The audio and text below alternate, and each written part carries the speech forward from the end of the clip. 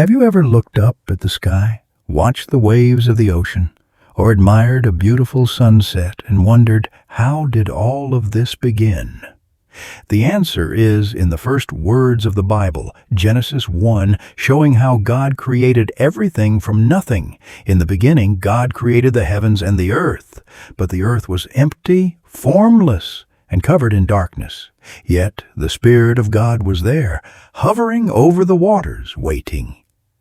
Then God spoke, "Let there be light." And instantly light pierced the darkness. God saw that the light was good, and he separated it from the darkness, calling it day and night. That was the first day. On the second day, God created a vast expanse, a sky stretching above the waters, separating the waters below from the waters above. He called this expanse sky.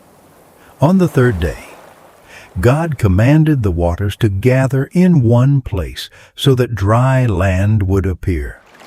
He named the land Earth, and the gathered waters seas. Seeing that it was good, he spoke again. "Let the land produce plants and trees, bearing fruit and seeds of every kind." And the land flourished with green grass, towering trees, and colorful flowers, each growing and thriving just as God had planned. On the fourth day, God placed lights in the sky to govern time. He created the sun to shine by day and the moon and stars to glow at night. These lights would mark days, seasons, and years, bringing order to time. On the fifth day, God filled the seas with life, great sea creatures, schools of fish, and all kinds of creatures that swim and move through the water. Then he looked to the sky and filled it with birds of every kind, soaring on the wind. God blessed them, saying, "Be fruitful and multiply. Fill the seas and the skies with life." On the sixth day God spoke again, "Let the land be filled with living creatures." And just as he commanded, animals of every kind appeared, wild beasts, livestock, and creatures that crawl along the ground. Then God did something truly special. He formed a man from the dust of the earth and breathed life into him.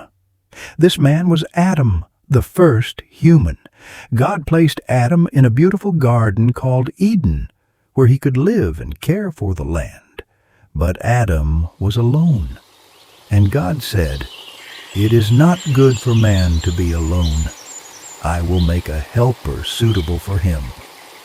So God caused Adam to fall into a deep sleep. While he slept, God took one of Adam's ribs, and from it he created a woman, Eve. Eve was made to be Adam's companion, and together they were given a special role: to care for the earth, rule over the animals, and be fruitful and multiply. And God saw everything he had made, and it was very good.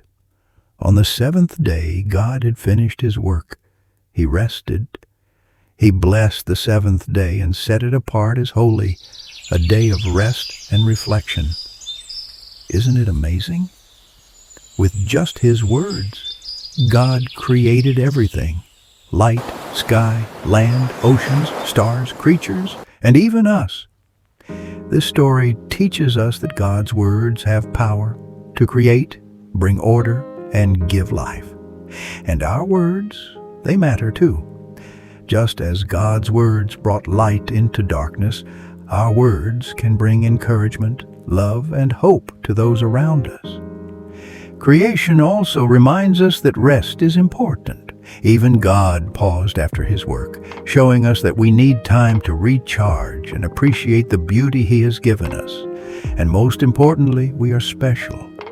Made in his image, we have a purpose: to care for the earth, love one another, and spread goodness wherever we go.